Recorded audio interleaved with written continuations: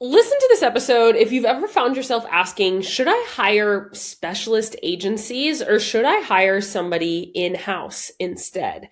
Everyone really loves to ask this question. What's better? Do I have somebody that's just either an employee or independent contractor, or do I hire out a team of agency specialists? What actually is going to be better? What's going to produce better results? And it's a really great question, and it's one that's heavily debated. And there are a couple of schools of thought here. Today, what we're going to do is we're going to bring it all down, basically tell you when you should do this, when you should do that. It really depends on kind of what you're buying and what your goal is. And we're going to kind of break down pros and cons of each. It's really the difference between experience, control, speed, cost, and we're basically diving into the ins and outs of all of this today. This was a coaching sessions episode, just was submitted by one of you. It says, hey, Maddie, I have started hiring things out to some external agencies, but now my monthly costs are like $20,000 a month, and that seems insane. I just need to make sure that they're doing things correctly and the results seem a little lackluster. I feel like I'm doing everything right, hiring the right people, but why aren't they producing results? Should I hire employees instead? So great question. We're going to dive into it. Before we do, I just want to take 10 quick seconds to say hello. My name is Madison Page. Just in case you're new here, I'm so happy you're here. I'm a business growth specialist. I work with product-based business owners to help them become the next category leader in their industry. Odds are I'm the strategy brain behind at least one of your favorite brands out there. We have touched hundreds of different brands over the last decade, and this is where we are starting today.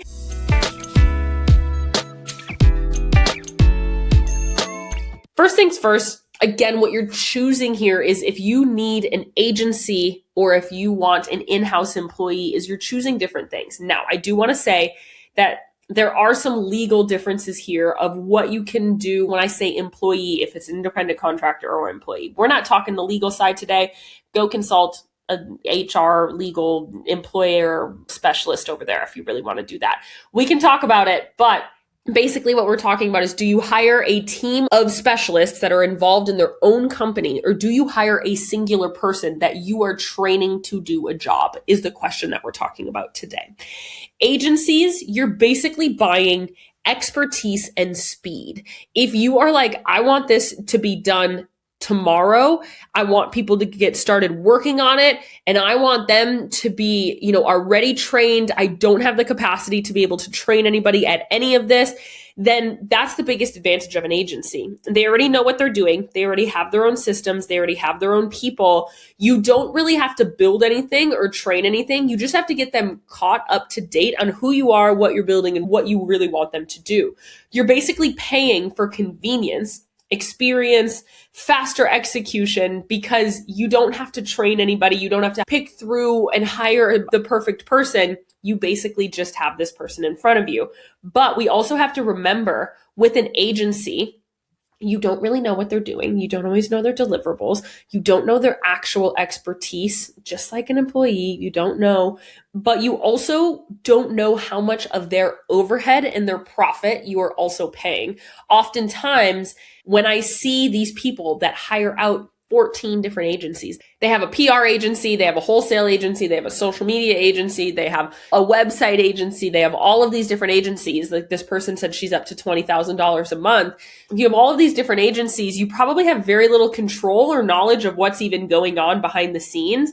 And you're also paying a lot more than if you just had employees in your pocket. You might have one person that tackles all of it, because you're paying that company's profit and you're also paying some of their overhead. So those are kind of the pros and cons of agencies. Now, when you have somebody in-house, that gives you complete control and complete leverage. Whether it's a W-2 or a freelancer, you have much more influence over their priorities, the deliverables, the communication, how work is getting executed, how often it's getting executed. And the knowledge, it basically stays inside of your business. Yes, you do have to hire the right person. You do have to build the right system. You do have to train them, and you do have to manage them. But what you do get is you get to morph this person and a little bit more of control. Now, of course, if you know anything about employment law, the amount of control you have depends whether they're a W-2 employee or a freelancer. But again, this is one individual person and you're basically paying them. You might pay them $35 an hour. You might pay them whatever. It might be a virtual assistant that you're paying $15 an hour, but you get to morph them and know what they're doing. And all you have to do is basically train them. So you just need somebody with the strategy in order to do it. One of the biggest problems here is that people are paying agencies because of the lack of their own knowledge in how to get something done. When you could either take a course or have somebody like me come into your business and teach you. I did this the other day with somebody that had a PR agency. I sent them a 20-minute training of how to do it. We trained their VA to do it. And it actually was really simple. And we got rid of their PR agency that it cost them $3,000 a month. So really, there's a surprising number of things that founders assume require an expensive agency because it feels elusive. What is a PR? How do I reach out to them? What is getting into retail? How do I reach out to them? How do I reach out to influencers? How do I manage an affiliate? How do I have community management? What does that even mean when you don't actually have that strategy? You're just like, you know what? It feels so foreign to me. I would rather just hire a specialist because I can't train an assistant.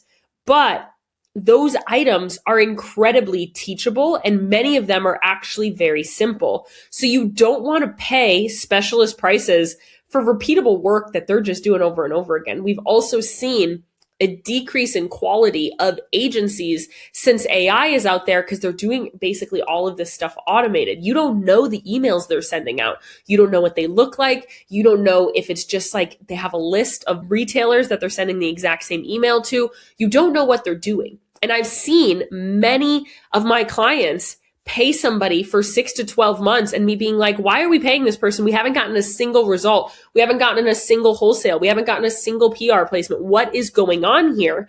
And then we go and we look and we're like, they're just not the quality that you could get when you have something in-house. So if the work is repetitive and it's systemizable, you can often teach somebody to do it extremely well. Again, that's PR outreach, retail outreach, influencer outreach, affiliate management, community management, customer service, even like administrative marketing tasks. A lot of those things, you need one, maybe two very good virtual assistants, and then you just need to understand how does it work and how can you strategize here. So what I like to do and what my rule is build it once before you outsource. You try to create the strategy before you outsource. Before you hire an agency, do you know what success looks like here? Do you know how to actually do it? Do you know what the deliverables are? And could you create the process internally? Or do you know how to do these things? Are you doing it for pure convenience of like, I just want somebody else to handle it? Or are you doing it for, I have no idea how this actually works? You might not be in a position to understand what agency is actually made for you and worth the money if it is so elusive to you that you don't know. And this is honestly where I find myself. And again, I don't care if you work with me or not. It's just insight from the industry. It's where I find myself so often is that people tell me how much they're paying for some of these things. And they're paying $5K here and $9K here and $3K there to all of these specialists. We've seen zero results. And I don't know what they're doing. They're saying that they're working 60 hours a month. And I have found that very often I could do it. And I don't do it for people, but I could teach you how to do it in 30 minutes. And we could train a VA how to do it. And we can have a VA do it for $30 an hour as opposed to paying an agency $4,000 a month. It just doesn't quite make sense. If it's okay, I'm going to interrupt this podcast for 30 quick seconds to let you know about the Founders Cafe. It is my completely free podcast community where you can gain access to bonus resources, gain access to me and free coaching calls, as well as build a network of other business owners just like yourself. Business ownership is a lonely game, and we might as well build community, build a network, and have a space to collaborate. We can bring this conversation and all the other conversations we have on this podcast over into this free podcast community and make this a two-way street. I would love to answer your questions there, connect with you, see you on our next free coaching call. Click the link in the show notes and you'll find the link there. So the biggest mistake I see people see is that they're stacking agencies in areas just because they have a lack of knowledge, PR, wholesale, marketing, social, and all of a sudden, like this person said, they're spending $20,000+ a month and nobody is actually accountable for for any of these major growth objectives. You don't know what's going on behind the scenes. You ask them, hey, what's the update? And they're like, yep, reaching out to people. But like, how many are you reaching out to? What does the email look like? Are you getting any responses? What's your success rate, right? Everybody else basically owns their little piece of the puzzle, but nobody's actually owning the outcome, because at the end of the day, you still don't know what they should be doing. You don't know the questions you should be asking because you hired it out because you didn't know how to do it, right? So sometimes agencies are absolutely worth it. I have had clients, and I absolutely push agencies to certain clients. And really, again, I'm not one or the other here. It depends on what you're doing it for. But I think agencies are great for social media advertising. I think it's really great for technical SEO. I think it's great for specialized web development, maybe some branding, legal, accounting. Like, yeah, hire that stuff out because it's a specialized thing that you need education for sure. But a lot of these repeatable tasks, we are hiring out outreach because we just don't know how to do it. And so what I would actually lean the side of is, if it's something that is repeatable, all you need is the knowledge and a VA in order to do it. So again, giving you a couple of examples here. I had a client that was paying a PR agency, I think it was $3,000 to $4,000 a month. They paid them for 6 months and they got one minor PR placement in some small publication that did nothing for their brand. This person just kept saying, yep, we're reaching out. Yep, we're reaching out. Yep, we're reaching out. And eventually I said, let's cut that. That doesn't make sense for you to be paying that. Let me send you one training and let's talk about what a PR strategy really looks like. How do you do it? And we trained a VA in order to do it. And they were in 12 placements in 3 weeks. That tells me that the agency they were in was not actually doing their job and they were just collecting. They might be reaching out to people, but it probably is very AI generated, very automated at this point, that they're just getting deleted. I get reached out to from podcast agencies every single day, and I literally don't even open the emails. I immediately delete them because I can tell they're written by AI, unless it's something super unique or it's somebody that I really admire. I most of the time auto delete them. I put them in a spam list. I don't want that person to reach out to me again because I don't want that type of outreach. It doesn't make sense for me. If somebody sends me a DM on Instagram, I'm open to it almost every single time because it's personable. So it's the same thing with PR. It's the same thing with wholesale. If you can get these people's emails, and there's easy ways to do it. On the other side, I had a client that was literally, she was paying almost $10,000 a month for somebody to try to get her into a major retailer. And she was paying this person, I think, for 6 to 8 months. So $60,000 to $80,000. She did get into one major retailer, but it cost her $80,000 to get into that one major retailer. And that purchase order was for about $40,000. Again, it wasn't profitable at the end of the day. I trained one of their virtual assistants, again, in 20 minutes to basically say, this is how you find their emails. This is how you send the email. And this is how you do it. Go and do it. They sent one email to one person and they got a meeting at another major legacy retailer in 1 week, one email, and it saved them $80,000. Yes, we had to pay this person to go and do it, but it's much more effective when it was internal because those are repeatable processes. Now, on the other side, you can hire somebody like an ads agency. They oftentimes have a creative team. They oftentimes have a copy team. They oftentimes have a media buyer that already knows it, that just has their own system. That's great. And I also have people that have freelancers. That's just one person doing some of these things.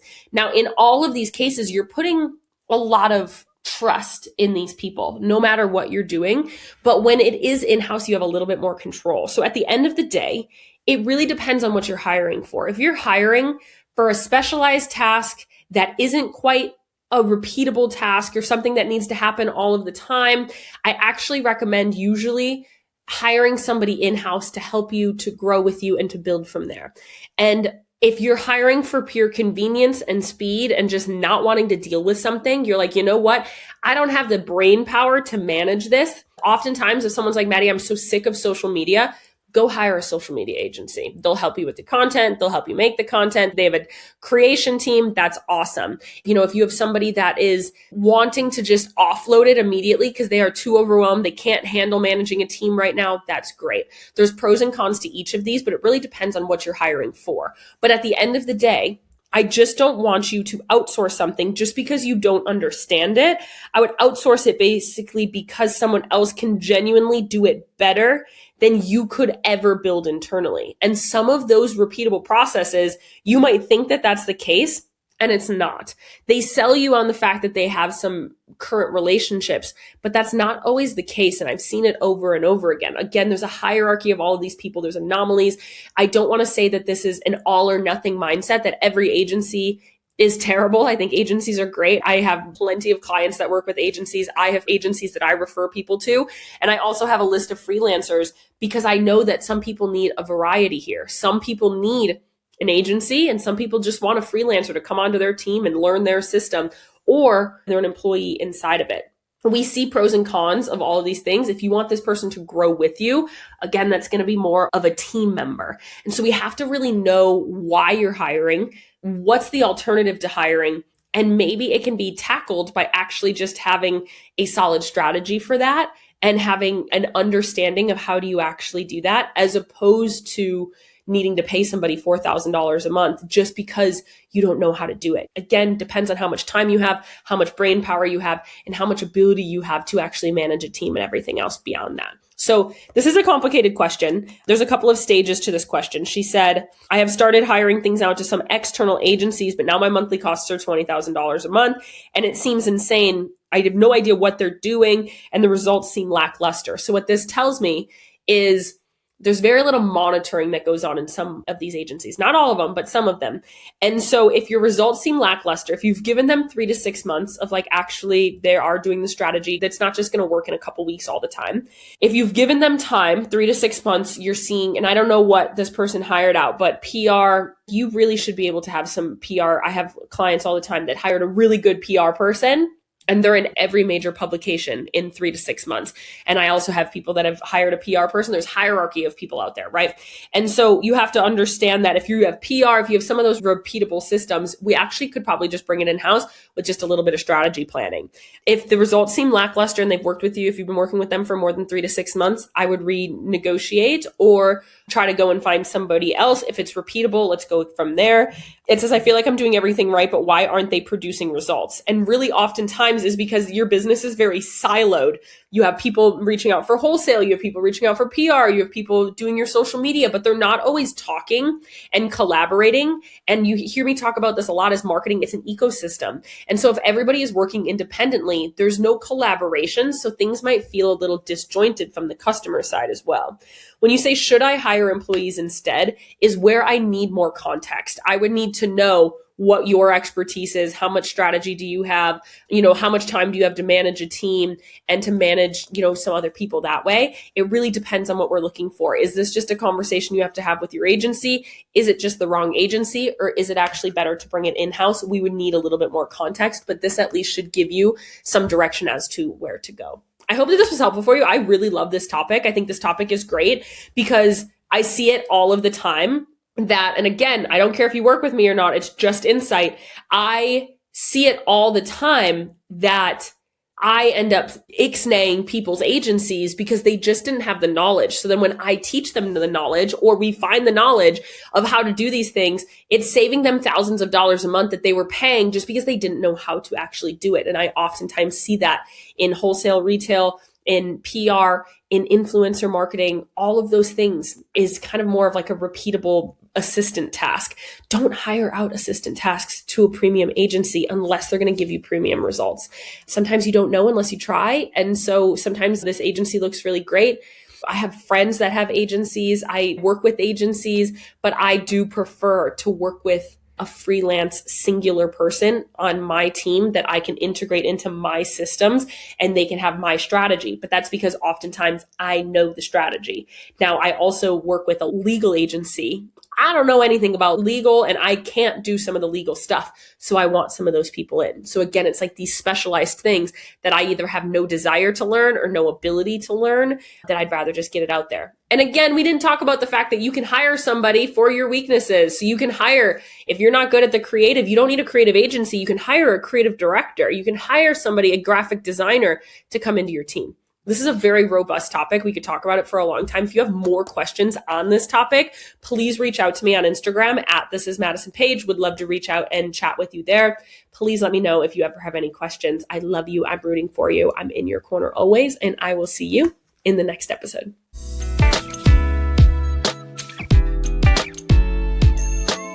Thank you so much for listening to this episode of the Business Growth Podcast. We put out new episodes every Tuesday and Friday. So if you love this one, make sure that you're subscribed so you never miss a conversation. If you want more conversations with me and other business owners, make sure that you join our completely free podcast community, the Founders Cafe. The link is in the show notes. You can get bonus resources, access to free coaching calls, as well as connect with like-minded business owners like yourself.